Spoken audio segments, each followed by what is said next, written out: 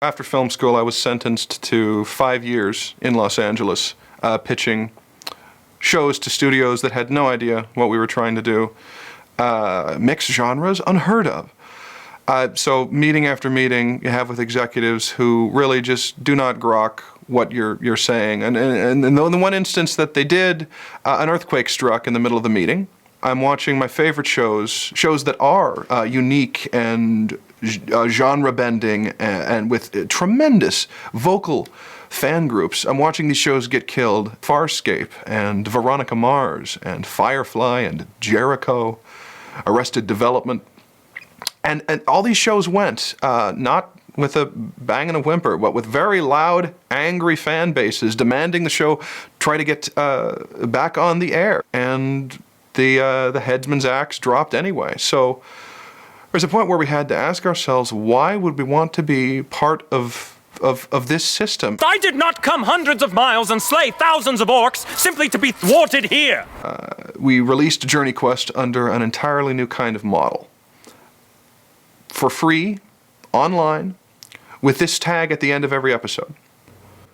No studio, no networks, no cancellations. JourneyQuest is creator distributed and fan supported.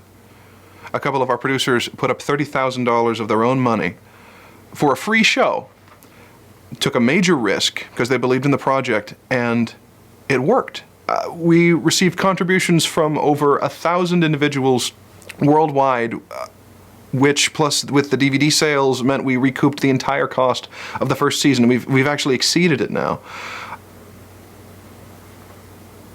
which still blows me away. I mean, there's no way this would have happened if we had gone through a traditional network. We're incredibly proud of the community that has grown up around it, of fans who have embraced the show and created amazing works of art and fake magic cards and posters and music videos and fan dubs, because we said, yes, go do this, have fun, it is yours to play with. That's what Creative Commons means. We're not going to sue you if you copy it or download it or remix it or whatnot. In fact, we encourage you to do that. So that's the history of the first season, which if you haven't seen it, please go watch it. It's available, it's on Hulu, it's on YouTube. This is supposed to be my destiny! Then take it, I don't want it.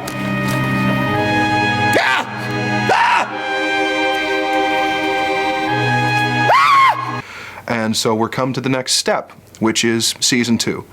We need to raise at least $60,000 to do JourneyQuest season 2 and see the show continue. We can do things now that we've always wanted to do, but we're just completely unable to the first time around. The cover artwork for the supporters DVD and the posters for the second season are going to be painted by world-renowned fantasy illustrator Wayne Reynolds, whose work has graced the covers of the Pathfinder role-playing game and Dungeons & Dragons. We can also offer some really exciting incentives to pledge and contribute to the show for this Kickstarter campaign. You can, for example, come be a zombie in the show, or an orc in therapy, or a courtier in the court of the Barbarian King. We have speaking parts available as well. You can coin a word in Orcish, the organic living language of JourneyQuest that we put together. Have your words published in the Orcish English Dictionary, which will also be at an incentive level. Orkshaguds dovnak shug, Wado! Gor orkshagak aka. Jadgazad prukar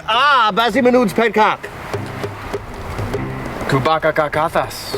Lorakiruk nidaka.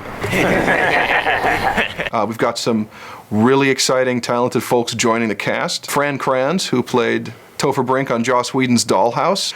And we also have Bob Sapp, the MMA superstar, who's going to come in and play Karn the Unpleasant, a progressive barbarian king. This season, season 2, JourneyQuest will have Bob Sapp playing the great Karn and my beautiful queen, Jennifer Page. Didn't you get the email? We don't have to dress up tonight. No, I didn't get an email. This is the biggest raccoon I've ever seen. This is wolf, Jen, wolf. Well, it's an exotic wolf, because real wolves, I think, might be endangered. On the subject of people you'll be seeing